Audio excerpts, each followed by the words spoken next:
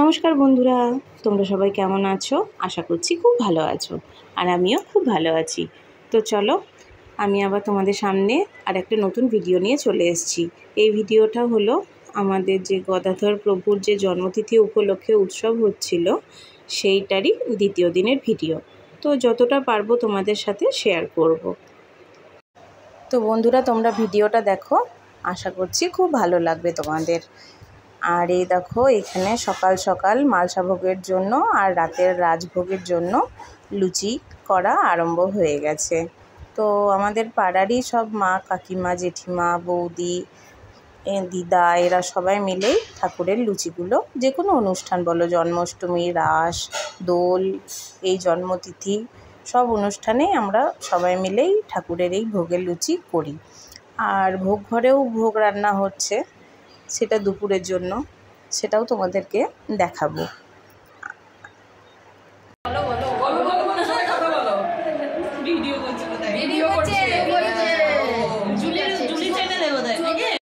আমি তো ঠাকুর ঘরে ছিলাম, তাই এখন যে ভিডিওটা করছে সেটা আমার মা করে দিচ্ছে।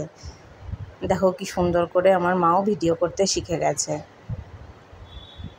তোমরাও কিন্তু কমেন্ট করে আমাকে জানাবে যে তোমাদের কার কার ঠাকুরের কাজ করতে ভালো লাগে।